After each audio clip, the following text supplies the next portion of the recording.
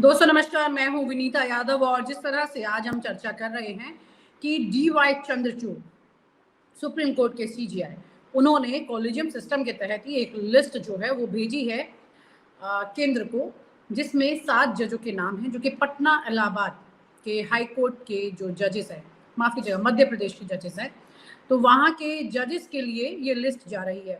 आप सब जानते हैं कि कितने लंबे वक्त से केंद्र और डी.वाई. चंद्रचूड़ इनको लेकर के जिस तरह से कसाकसी चल रही है और इस इम्पॉर्टेंट डिसीजन की पावर जो है उसे कौन अपने पास रखेगा, ये एक बड़ा सवाल है। और इसी सवाल के चलते आगे आमने सामने हैं केंद्र सरकार और सीजीआई। ऐसे में बहुत सारी अलग अलग तरह की चर्चाएं, कई मुद्दे हम आपके साथ पहले भी चर्चा में ला चुके हैं, लेकिन अभी इस खास मुद्दे पर अगर हम बात करते हैं तो यहाँ पर ये देखना होगा कि क्या वाकई में इस बार ये मुद्दा विवादित रहेगा या फिर केंद्र सरकार इस कॉलेजियम के लिस्ट को मान लेगी। हमारे साथ चर्चा करने के लिए अरविंद जी हैं। अरविंद जी, बहुत बहुत शुक्रिया आपका चर्चा में शामिल होने के लिए। सबसे इम्पोर्टेंट बात यह है क्योंकि जब भी इस तरह की खास इम्पोर्टेंट बातें आती हैं सामने कि कौन इसका फैसला लेने वाला है, क्या वाकई में आपको लगता है कि कॉलेजियम सिस्टम का जो ये लिस्ट बन करके जाती है जजेस की तरफ से और फिर उसके बाद में जब वो केंद्र सरकार के पास जाती है तो वहां से उनके बदलाव और यहाँ से इनकी बनाई हुई लिस्ट में कोई विवाद होना भी चाहिए? आदर्श स्थिति तो यह है कि यह विवाद नहीं होना चाहिए, पर वास्तविक स्थिति यह है कि यह विवाद होता है। और विवाद होना मुझे लगता है कि किसी भी संस्थान के लिए अच्छा नहीं है, खासकर न्यायपालिका जिस पर अभी बहुत सारे प्रश्न चिन्ह लग रहे हैं। ऐसी स्थिति में इसके काम को या उसकी शक्तियों को कहीं और डाइवर्ट कर लें और उनको जजेस के अपॉइंटमेंट्स के लिए इंतजार करना पड़े। बहुत जरूरी केसेस भारत में बहुत सारे पेंडिंग्स हैं, ये हम जानते हैं। तो जब तक भारत की संसद कोई नई व्यवस्था कायम नहीं कर लेती है और उसे सुप्रीम कोर्ट की सहमति नहीं मिल जाती है, तब तक जो पुरानी व्यवस्था है उसी के अनुरूप मुझे लगता है कि सरकार को सही समय पे निर्णय लेना चाहिए। खासकर जो जजेस के अपॉइंटमेंट्स को लेकर जो अनावश्यक देरी हो रही है वह नहीं होनी चाहिए। यह आदर्श स्थिति है, पर वास्तविकता में ऐसा नहीं होगा, ऐसा मुझे पूरा अंदाज है। यानी कि विवाद होकर रहेगा इसमें भी? मुझे पूरी उम्मीद है जिस तरीके जी, कॉलेजियम सिस्टम ने जिन न्यायिक अधिकारियों के नाम दिए हैं, रुद्र प्रकाश मिश्रा, रमेश चंद्र मालवी, राजेंद्र कुमार वानी, प्रमोद कुमार अग्रवाल, विनोद कुमार द्विवेदी, देवनारायण मिश्रा और गजेंद्र सिंह, ये तो वो लिस्ट हो गई जो कि कॉलेजियम सिस्टम की तरफ से गई है। पहले भी आपको याद होगा कि जब किरण रिजिजू वाला विवाद हुआ था काफी और लिस्ट गई थी और लिस्ट पर नाम वहां से सहमति नहीं हो रही थी, लंबे वक्त तक काफी कुछ इस तरह चलता रहा जिसके चलते ये अपॉइंटमेंट्स डिले हो रही थी। ऐसे में बहुत कुछ ऐसा है जो कि तमाम जजेस के जितने फैसले होते हैं, जनता के हजारों मुकदमे उसमें इंतजार कर रहे होते हैं और ऐसे में केंद्र की तरफ से भी चीजों में कसाकसी होना, फिर ये काफी कुछ इम्पैक्ट करता है लोगों के ऊपर। अब बड़ा सवाल ये है कि जिन हाई कोर्ट जजेस की हम बात करते हैं, अगर हम गुजरात, अब जनता भी बहुत कुछ जानती है समझती है, गुजरात हाई कोर्ट की बात करते हैं या हम इलाहाबाद हाई कोर्ट की बात करते हैं, इस तरह की तमाम जगहों पर अगर हम बात करते हैं तो लोग ये समझने लगते हैं कि अब यहाँ पर किस तरह से किसका अपॉइंटमेंट है, किसका इन्फ्लुएंस ज़्यादा है, इस तरह से लोग के जहन में ये बातें अब आती हैं। न्यायिक प्रक्रिया को कितना ट्रांसपेरेंट और क्लैरिटी से रहना चाहिए और उसमें कितने सवाल अभी क्यों हो रहे हैं, क्योंकि जब राहुल गांधी का मामला आपको याद होगा कि उन्हें हाई कोर्ट से राहत नहीं मिली थी और सुप्रीम कोर्ट आके राहत मिली थी, तो ये तमाम तरह की भी केसेस जो है वो भी सवाल खड़े करते हैं अरविंद जी। तो ये मामले क्या वाकई में अब लोग ये समझ के चले कि हाँ ठीक है, जैसे टीवी चैनल्स को लोग समझने लगे हैं ये उसका वो उसका, इस तरह से कहीं ऐसी स्थिति तो नहीं हो जाएगी न्यायिक प्रक्रिया में भी, क्योंकि विद ड्यू रिस्पेक्ट यहाँ तो ऐसा नहीं होना चाहिए। दो चीजें हैं। जहां तक टीवी चैनल्स की विश्वसनीयता का प्रश्न है, जनता ने उनका अल्टरनेटिव्स ढूंढा है, और जो दूसरे जो वैकल्पिक मीडिया है जिसको हम न्यू मीडिया भी बोलते हैं, उसके माध्यम से जनता से संवाद हो रहा है। तो वहां स्थिति अलग है। वहां पे भी दरअसल एक बहुत सारे जो ज़रूरी कानून होने चाहिए, वो नहीं है। उन्हीं कानूनों के अभाव में दरअसल जो झूठ का प्रसार और सूचनाओं के गलत प्रसारण की एक जो लंबी पॉलिटिक्स होती है, वह हो रही है। जहाँ तक न्यायपालिका का सवाल है, हमने ये देखा है कि दरअसल न्यायपालिका ने अपनी विश्वसनीयता अभी तक कायम किए हुए रखी है। हालाँकि एक केसेस के बड़े अंबार के कारण उसके जो खासकर एग्ज़ीक्यूशन को लेकर या कुछ कानूनों में नए बदलाव को नहीं लेकर जो चीज़ें हैं, वह तो प्रश्न चिन्ह लगते रहे हैं। पर जिस तरीके से जो सुप्रीम कोर्ट के चीफ जस्टिस ने सरकार की नीतियों की या उनके काम के या रवैये की आलोचना की है, उससे यह लगता है कि न्यायपालिका में या खासकर सर्वोच्च न्यायालय के जो सुप्रीम कोर्ट के चीफ जस्टिस है, मुख्य न्यायाधीश है, उनको किसी भी प्रकार का कोई खास विशेष भय नहीं है, उन सब चीज़ों से और लग रहा है कि न्यायपालिका अपना बहुत ही काम ठीक से कर रही है। और प्रधानमंत्री की थोड़े दिनों पहले प्रशंसा किया जाना, खासकर जो रीजनल लैंग्वेजेस को लेकर जो सुप्रीम कोर्ट का जो एटीट्यूड रहा है, उसको लेकर सरकार या सरकार के प्रतिनिधि या उसके मुखिया द्वारा प्रशंसा किया जाना, भी यह बताया जा रहा है कि कहीं न कहीं संबंध आपसी सम्मान और एक-दूसरे के रिस्पेक्ट पर टिके हुए हैं। तो अभी तो वह स्थिति आई नहीं है कि न्यायपालिका अपना सम्मान खो दें। पर हाँ, इन सारी ही संस्थाओं जितनी भी स्वायत्त संस्थाएँ हैं, उनकी स्वायत्तताएँ बनाए रखने के लिए ये ज़रूरी है कि समय-समय पर हम आवश्यक कदम हाँ, उठाएँ और उसमें हाँ, एक मैं अपनी बात समाप्त करना चाहूँगा कि जो 1947 में जो स्थितियाँ थी या 1950 में जो स्थितियाँ थी, वह आज इतने वर्षों बाद नहीं है। तो बहुत सारी चीज़ों में बदलाव होना चाहिए, तभी मुझे लगता है कि किसी भी संस्थान की स्वायत्तता कायम की जा सकेगी। अभी सीजीआई चंद्रचूड़ जी ने अभी हाल ही में ये कहा है कि अगर सरकार अपने फैसले ठीक से लेती हो, तो अदालत की क्या ज़रूरत है? इस तरह से करके उन्होंने ये तंज़ किया। तो ये लगातार जिस तरह से आपस में टिप्पणियाँ चल रही हैं, ये बहुत कुछ ऐसा कहती है जो कि सरकार के ही फैसलों पर सवाल उठा रही है, न्याय प्रक्रिया पूरी तरह से। बिल्कुल ठीक है। जो मुख्य न्यायाधीश ने बोला है कि सरकार अगर अपने फैसले ठीक से ले रही है, तो न्यायपालिका की क्या ज़रूरत है? उसमें उन्होंने अपनी भूमिका को स्पष्ट किया है कि न्यायपालिका का काम उन निर्णयों की व्याख्या करना है कि वह कानून और संविधान सम्मत है अथवा नहीं। अगर कोई काम संविधान सम्मत नहीं हो रहा है, तो उसी संदेह में जो संबंधित व्यक्ति है, वो न्यायपालिका के पास आते हैं। तो जो मुख्य न्यायाधीश का इशारा जो है, वह उसी तरफ है और ये तंज है, यह वाक़ई गौर करने लायक है। इस पर ध्यान देना चाहिए और सरकारों को भी मूलतः जो व्यापक जो जन समुदाय का हित है, उसे ध्यान में रखकर काम करना चाहिए, नहीं तो देश का विकास और प्रगति रुक जाएगी। और बहुत सारे ऐसे अनेक मामले हैं, जिसमें न्यायपालिका, व्यवस्थापिका और कार्यपालिका आपस में उलझ कर रह जाएगी। 25 न्यायिक अधिकारी हैं जो हाई कोर्ट के जजेस बनेंगे और कॉलेजियम ने इसकी सिफारिश की। अभी कॉलेजियम वाला जो मैटर है और अभी इंतज़ार चल रहा है केंद्र की तरफ से और 7 का लिस्ट का मैंने आपको बताया। कुल मिलाकर के इतने जजेस का जो अब जज बनने का मैटर है न्यायिक अधिकारियों का और केंद्र की तरफ से इंतज़ार की बात है। तो ये कॉलेजियम और सरकार के बीच का जो द्वंद है, ये तो शांत हो नहीं रहा है। जैसे आपने कहा भी कि मुझे पूरी उम्मीद है कि ये विवाद बढ़ेगा, इसमें कम होता हुआ दिख नहीं रहा।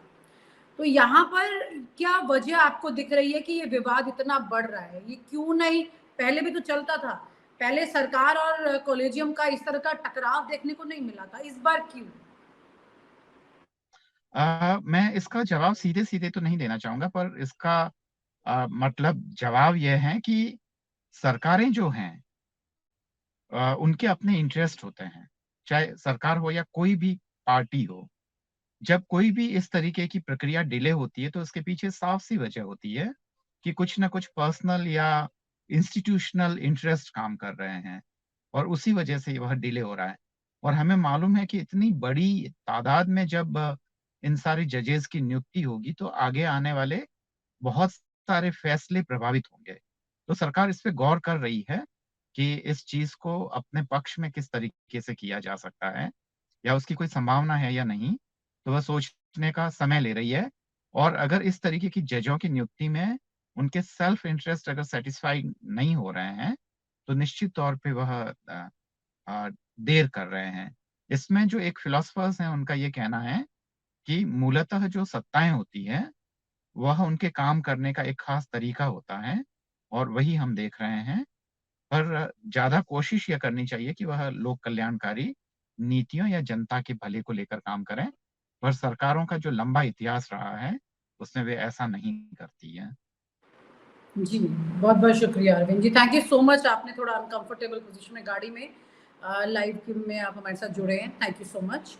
बहुत-बहुत अभिलाष शुक्रिया। सर, चर्चा यहाँ पर हो रही थी अभी तक अरविंद जी के साथ में कि इस वक़्त जो है जिस तरह से कॉलेजियम सिस्टम और सरकार के बीच का टकराव चल रहा है, ये टकराव लगातार बढ़ रहा है। ये टकराव इस तरह से हो गया है कि अब बार-बार दिखाई दे रहा है। यहाँ पर अब जब 25 न्यायिक अधिकारियों की जज बनने का जो प्रोसेस है, केंद्र का इंतज़ार चल रहा है, 7 की लिस्ट और भेजी गई है, तो ये किस तरह से आगे आपको लग रहा है कि ये चीज़ें पूरी हो पाएँगी? चुनावी साल में हम प्रवेश एक तरह से कर ही चुके हैं, वैसे 6 महीने ही बचे हैं, जिस तरह की स्थितियाँ दिखाई दे रही हैं उसके मुताबिक। तो क्या ऐसे में आपको ये नहीं भूमिका जी, लगता है आपकी कि आवाज मुझे नहीं आ रही है। सर आवाज़ आ रही है हाँ आपको? जी, हाँ अब आई है, अब आप बोलिए। सर सवाल ये है कि जो कॉलेजियम सिस्टम और सरकार के बीच का टकराव है, इसकी वजह से बहुत दिक्कतें पहले से हो रही हैं और अभी अच्छी हाँ खासी जी, लंबी लिस्ट है जो न्यायिक अधिकारियों की जज बनने को लेकर है।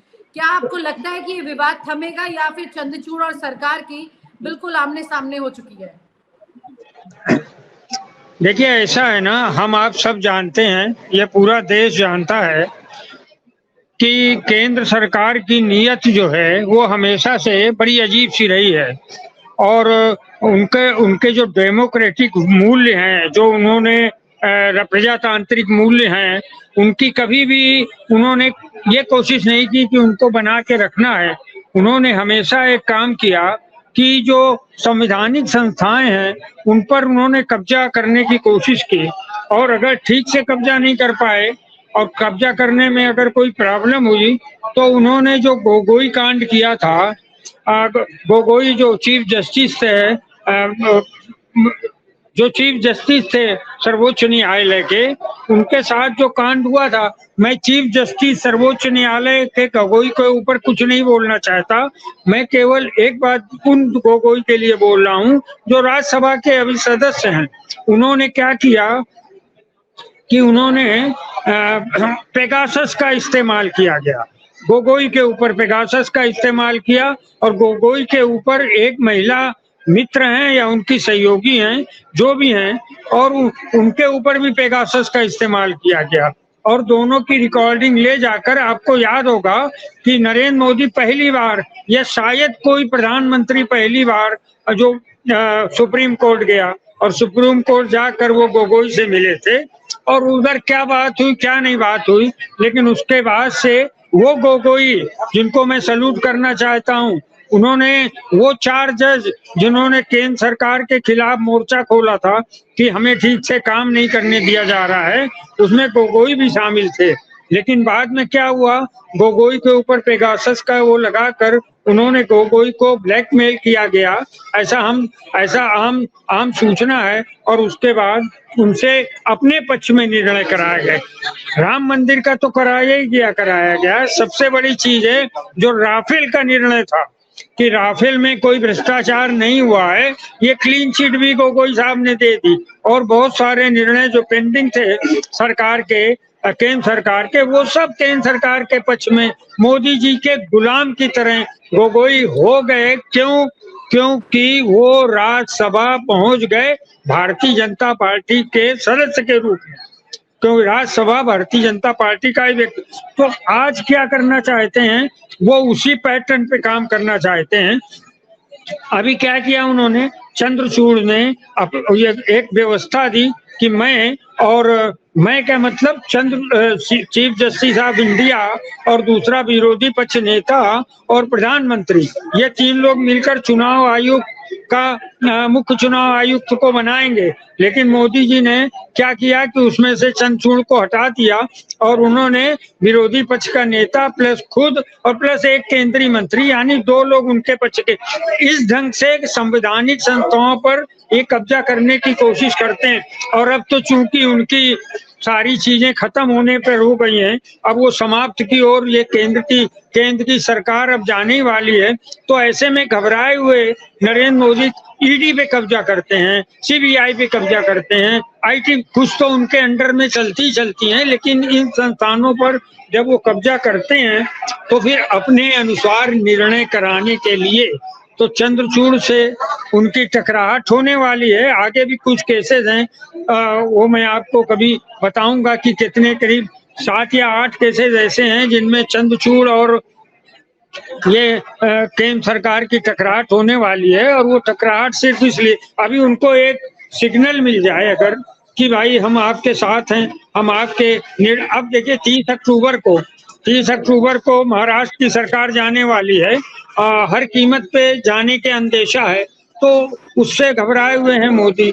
ऐसे बहुत सारी चीजें हैं जो वो चाहते हैं कि चंद्रचूड़ जो है, और चंद्रचूड़ के पिताजी कई वर्ष रहे चीफ जस्टिस, उन्होंने बड़े बेहतरीन निर्णय दिए, उनका कार्यकाल बड़ा सुंदर था, उन्हीं के पुत्र हैं चंद्रचूड़। और एक बात मैं और आपको कहना चाहता हूँ, चंद्रचूड़ सिर्फ चीफ जस्टिस नहीं है, ये वो काल है जहाँ पर देश जो है बिना घोषित इमरजेंसी की ओर गया है। ये वो समय है जब ये देश तानाशाही ताकतों के गिरफ्त में आ चुका है। ऐसे में जनता की आखिरी इच्छा, वो आखिरी आशा वो बनते हैं चीफ जस्टिस, और वही चीफ जस्टिस अंत में निर्णय दे रहे हैं। तो हमारी आशा है चीफ जस्टिस से, तो जाहिर सी बात है नरेंद्र मोदी अपने हिसाब से चलाना चाहते हैं, चीफ जस्टिस संविधान के अनुसार चलाते हैं। तो संविधान के अनुसार चलाना ये नरेंद्र मोदी को शायद नहीं चलता है, क्योंकि ये संविधान नहीं मानते हैं। संविधान में बदलाव की बात आरएसएस बहुत बार कर चुका है, शायद मनुस्मृति या क्या, मैं उस पर तो नहीं बोल सकता, लेकिन संविधान में बदलाव वो करना चाहते हैं और सुप्रीम कोर्ट उसमें करने नहीं देना चाहती है। इसलिए चंद्रचूड़ से उनके आगे भी बहुत से टकराहट होंगे, और अभी टकराहट जारी भी है। और अभी 30 अक्टूबर को एक बार फिर महाराष्ट्र की सरकार को अपदस्थ करने का जो निर्णय खोपड़ी पे खड़ा है, उस पर भी इनकी टकराहट संभावित है, ऐसा मुझे लग रहा है। हाँ जी विनीता जी, मतलब आप कुल मिलाकर ये कह रहे हैं कि सरकार जो है वो न्यायिक फैसलों को इन्फ्लुएंस करना चाहती है। जी हाँ बिल्कुल। देखिए सरकार जो है खाली सुप्रीम कोर्ट को ही नहीं, आप ये सुप्रीम कोर्ट तो उनके लिए बात है, ईडी में देखिए आप ईडी में, सीबीआई में जो अभी यहाँ पर वो बने हुए हैं, जो सीबीआई के चीफ हैं, तो वो क्या हुए थे, वो थे कर्नाटक के डीजीपी थे, आपको पता है डायरेक्टर जनरल थे। तो वहां पर जब ईडी शिव कुमार कांग्रेस की सरकार आई तो शिव कुमार वहां जीते, और पहली बार उन्होंने पुलिस की बैठक की, और उस पुलिस की बैठक में उन्होंने सीधा बोला कि तुम्हारी खाकी वर्दी को मैंने आरएसएस में कन्वर्ट होते हुए देखा है, ध्यान रखना अब तुम्हारी एक भी चीज हम चलने नहीं देंगे। तो सारे पुलिस अधिकारियों की वो पहली मीटिंग थी, और कर्नाटक सरकार की भी वो पहली मीटिंग थी। उसी समय वो, मैं उनका नाम भूल रहा हूँ, शायद क्या नाम है, जो सीबीआई के हेड बने हैं, तो उन्होंने अमित शाह से प्रार्थना की, और शायद 2-4 दिन के बाद ही वो आके सीबीआई के हेड बने। तो जाहिर सी बात है कि सारे ऐसे उनके मन चाहे, उनके प्रिय अधिकारी उनके साथ चाहते हैं, और जो अधिकारी उन्हें पसंद नहीं है उनको हटाना चाहते हैं। सुप्रीम कोर्ट को रिजल्ट आया तुरंत उनका यहाँ पर अपॉइंटमेंट हो गया, और चर्चाएं ये भी हुई थी कि आर के राघवन के यहाँ आने से इसलिए वजह थी कि बहुत सारी ऐसे बातें हैं जो कि पोल के तौर पे खुल ना जाए, मतलब पता लगा कि सरकार की कई बातें सामने निकल के आ गई हैं, इसलिए उनको यहाँ पर शिफ्ट करना भी जरूरी हो गया। तो यानी कि अधिकारी भी इस तरह से सरकार के साथ में अक्सर ये कहा भी जाता है कि जो रिलेशनशिप ब्यूरोक्रेट का एक नेता के साथ होता है वो बहुत ज्यादा पक्का होता है, और अगर लेकिन जितना पक्का होता है उसी के चलते जनता को भी उसका नुकसान उठाना पड़ सकता है। वही तस्वीरें हैं। यहाँ पे न्यायिक प्रक्रिया में ऐसा कुछ ना हो या न्यायिक प्रक्रिया जो है वो अपनी खूबसूरती बनाए रखे, वो एक बड़ा सवाल है। ऐसे में एक बड़ा सवाल यही बचा है कि किस तरह से अगर आज की तारीख में हम ये देखते हैं कि न्यायिक प्रक्रिया जो है वो अपना काम कर रही है, और अगर ये बीच के कसाब हैं तो ये मान करके चलिए कसाब हमेशा अच्छे ही होते हैं, क्योंकि जितना आपस में टकराव होते हैं तो किसी एक सही बात के लिए, इसके लिए ये समझना ज़रूरी है कि इस वक्त सही और गलत दोनों में से कौन है। आपकी नज़र में कौन है ये आप फैसला लीजिए। हालांकि अभी बहुत कुछ ऐसा है जो कि इस टकराव के साथ सामने आएगा। बहुत बहुत शुक्रिया आज की चर्चा में जुड़ने के लिए। Thank you so much. और आप हमसे जुड़े रहने के लिए सब्सक्राइब करें YouTube पर, फॉलो करें Twitter पर और लाइक करें Facebook पर। और ज्यादा जानकारी के लिए आपको टाइप करना होगा सिर्फ न्यूज़ नशा।